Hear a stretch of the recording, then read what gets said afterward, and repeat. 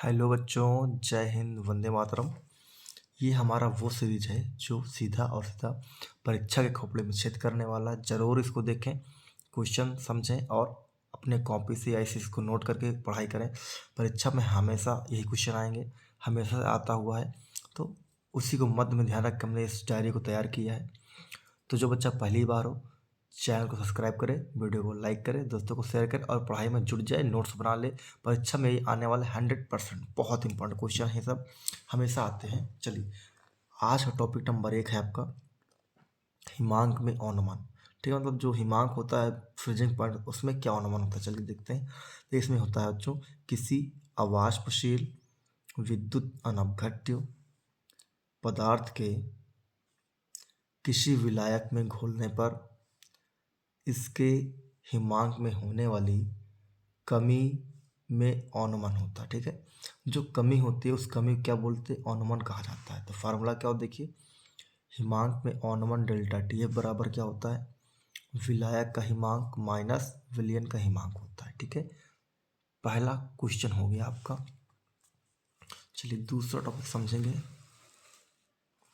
दूसरा टॉपिक हमारा है हिमांक के अनुमान तथा आणविक द्रव्यमान का सूत्र या संबंध कह सकते हैं। ठीक है बच्चों, क्या होता है, स्मॉल एम बराबर 1000 गुणे के एफ गुणे स्मॉल डब्ल्यू बटे डेल्टा टी एफ गुणे कैपिटल डब्ल्यू। अब देखिए स्मॉल डब्ल्यू क्या होगा बच्चों, विलेय का द्रव्यमान होगा, यानी विलेय का भार कह सकते हैं आप। कैपिटल डब्ल्यू होगा विलायक का द्रव्यमान, यानी विलायक का भार कह सकते हैं। ठीक है, चलो मैं यहाँ लिख देता हूँ भार, कोई दिक्कत ना हो आपको समझने में, हर दिक्कत की समस्या का समाधान किया जाएगा। इस मामले में क्या विलेय का आणविक द्रव्यमान होता है, जिसे आप बोल सकते हैं, जो आप समझ सकते हैं क्या है, अणु भार। क्या है, अणु भार भी कह सकते हैं। ठीक है, चलिए अब देखिए डेल्टा टी एफ क्या है, हिमांक में अनुमान होता है। के एफ क्या होता है, हिमांक का मोलल अनुमान स्थिरांक होता है। क्या होता है, मोलल अनुमान स्थिरांक। चलिए ये भी 2 क्वेश्चन कंप्लीट हो गए हमारे। चलिए नेक्स्ट देखते हैं।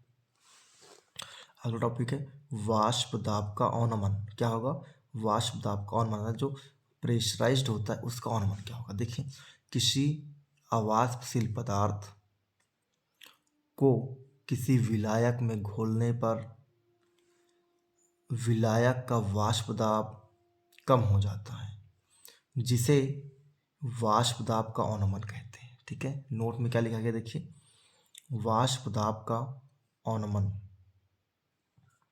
विलयन में उपस्थित विलेय की मात्रा के समानुपाती होता है। ठीक है, फिर देखिए कुछ यहाँ स्पेशल लिखा गया है। तो देखिए वाष्प दाब अनुमान प्रोपोर्शनल होता है किसके, विलेय पदार्थ की मात्रा का। अगर विलेय का पदार्थ का मात्रा बढ़ेगा तो ये भी बढ़ेगा। ठीक है, चलिए अगला टॉपिक देखते हैं, जो कि हमारा चौथा पांचवा टॉपिक होगा। देखिए नेक्स्ट टॉपिक है अपना वाष्प दाब के अपेक्षिक अनुमान की समीकरण। ठीक है, तो देखिए पूछ लेता है समीकरण बताओ, तो क्या होगा, तो बहुत आसान है। देखिए किसी विलयन के वाष्प दाब में अनुमान क्या होता है, P not minus P S होता है, तथा शुद्ध विलायक के वाष्प दाब पी नॉट का अनुपात वाष्प दाब का अपेक्षिक अनुमान कहलाता है। ठीक है, तो क्या होगा सूत्र का, वाष्प दाब का अपेक्षिक अनुमान बराबर P not minus P S बटे पी नॉट, ये फार्मूला हो जाएगा। चलिए नेक्स्ट टॉपिक है, बहुत इंपॉर्टेंट है, हेनरी स्थिरांक, बहुत इंपॉर्टेंट, परीक्षा में छपने वाले प्रश्न। ठीक है, किसी नियत ताप पर किसी द्रव के निश्चित तापमान में घुल सकने वाली किसी गैस की मात्रा उस गैस के उस द्रव के साथ साम्य अवस्था की स्थिति में आंशिक दाब के समानुपाती होती है। आंशिक दाब के समानुपाती होती है। तो फार्मूला क्या होता है, पी ए बराबर के एच इंटू एक्स ए। ठीक है, आगे क्या होता है बच्चों, तो पी ए प्रोपोर्शनल 1/के एच होता है। ठीक है, अब क्या करना है, हमें इसकी उपयोगिता के बारे में जानना है, इसका इस्तेमाल क्या होता है। तो पहला पॉइंट है, सोडा जल या शीतल पेय पदार्थों में CO2 की विलेयता बढ़ाने के लिए पदार्थों को अधिक दाब पर बोतल में बंद किया जाता है। ठीक है। अच्छा, दूसरा देखिए, अधिक ऊंचाई पर जाने से ऑक्सीजन की मात्रा में कमी आ जाती है, जिसके कारण व्यक्तियों में सांस लेने की समस्या उत्पन्न हो जाती है और शरीर कमज़ोर हो जाता है, सोचने की शक्ति भी कम हो जाती है, और जिससे कौन सा रोग होता है, एनेक्सिया रोग हो जाता है।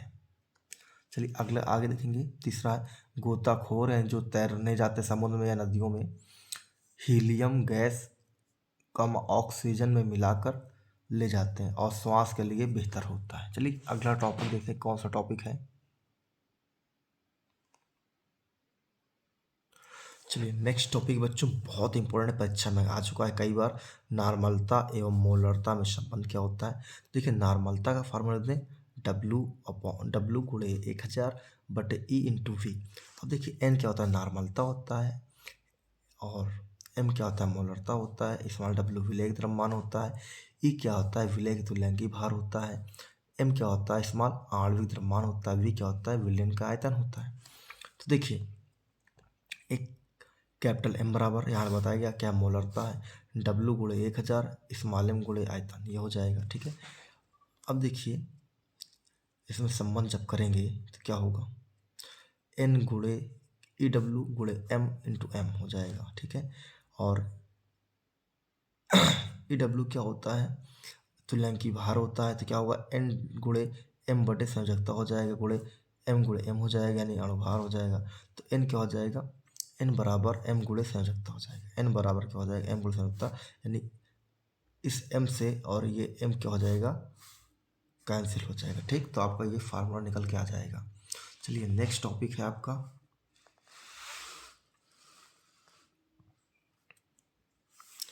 मोललता एवं मोल अंश में संबंध, बहुत इंपॉर्टेंट है। देखिए मोल अंश बार क्या होता है, विलेय के मोल बटे विलयन में कुल मोल होता है।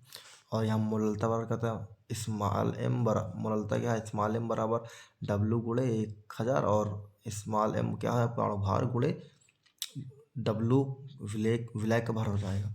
देखिए इसका मोल अंश है, तो small n plus capital N, ये हो जाएगा विलेय का। या फिर आप इसको दिखा सकते हैं क्या, 1/x, क्या लिख सकते हैं, 1/x बराबर क्या लिख सकते हैं, small n plus capital N और बराबर +1 और बटे स्मॉल n हो जाता है। दाईं ओर 100 गुणा एवं 100 से भाग कर दे देंगे तो क्या हो जाएगा, देखिए 1/x बराबर 1 plus small n plus capital N गुणे 1000 और बटे स्मॉल n गुणे 1000। अब देखिए क्या होगा, x बराबर 1/1 प्लस 1000 गुणे इस कैपिटल M गुणे मोललता हो जाएगा। ठीक, तो ये हमारा संबंध आ जाएगा। चलिए अगला टॉपिक देखते हैं कौन सा है और कितना इंपॉर्टेंट टॉपिक है हमारा। तो देखिए बच्चों अगला टॉपिक है हमारा मोललता, है ना। मोललता क्या होता है, देखिए किसी विलयन की मोललता 1 किलोग्राम विलायक में उपस्थित विलेय के मोलों की संख्या के रूप में जब जानते हैं या परिभाषित करते हैं तो क्या बोलते हैं, मोललता कहते हैं। फार्मूला क्या होता है, मोललता बराबर विलेय के मोल बटे विलायक का किलोग्राम में द्रव्यमान होता है। ठीक है। चलिए नेक्स्ट टॉपिक हो बच्चों मोलरता। मोलरता क्या होता है समझेंगे, 1 लीटर में विलियन में घुले 1 लीटर में विलियन में घुले हुए विलेय के मोलों की संख्या को उस विलयन की मोलरता कैपिटल M कहते हैं। तो सूत्र क्या होगा, मोलरता बराबर विलेय के मोल स्मॉल m बटे विलयन का आयतन लीटर में। ठीक है। चलिए नेक्स्ट टॉपिक देखेंगे द्रव्यमान प्रतिशत। देखो ये क्वेश्चन बहुत इम्पोर्टेंट, तो पहले लोग नहीं कहते थे लेकिन अब आने लगा, मैंने हमेशा का इम्पोर्टेंट है, इस बार ये क्वेश्चन सवाल में आया है 2023 में। ठीक है। देखिए विलयनों के अवयवों को द्रव्यमान प्रतिशत में निम्न प्रकार से परिभाषित किया जाता है। देखिए, द्रव्यमान % बराबर विलियन में उपस्थित अवयव का द्रव्यमान गुणे 100 और बटे विलियन का कुल द्रव्यमान, ठीक है, कुल द्रव्यमान हो जाएगा। चलिए नेक्स्ट टॉपिक है मोलल अवनमन स्थिरांक। क्या है मोलल अवनमन स्थिरांक? किसी विलायक के 1000 ग्राम में 1 ग्राम मोल वैद्युत अनअपघट्य पदार्थ को घोलने पर विलायक के हिमांक में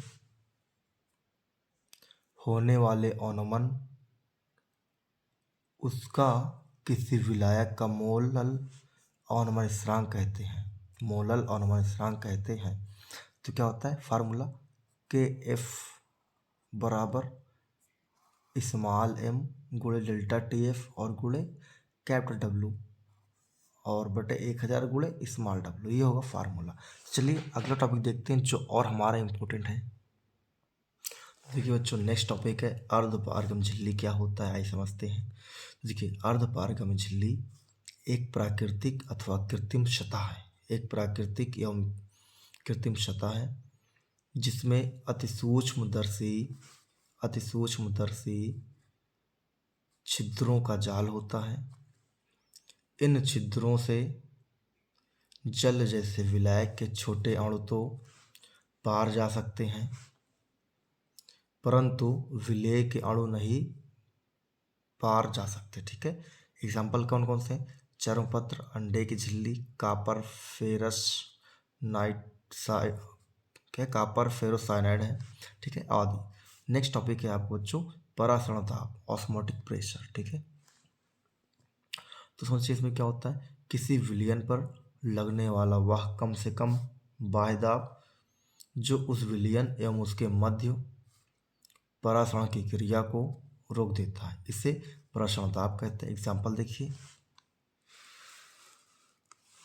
एग्जाम्पल है जल का जलरोम में प्रवेश तथा पादप शरीर में जल का स्थानांतरण, एक टॉपिक ये है। दूसरा है किशमिश को जल में डुबोने पर फूल जाना, भोजन का संचारण होना, ठीक है, ये सब क्या है परासरण दाब का एग्जाम्पल। चलिए नेक्स्ट है टॉपिक,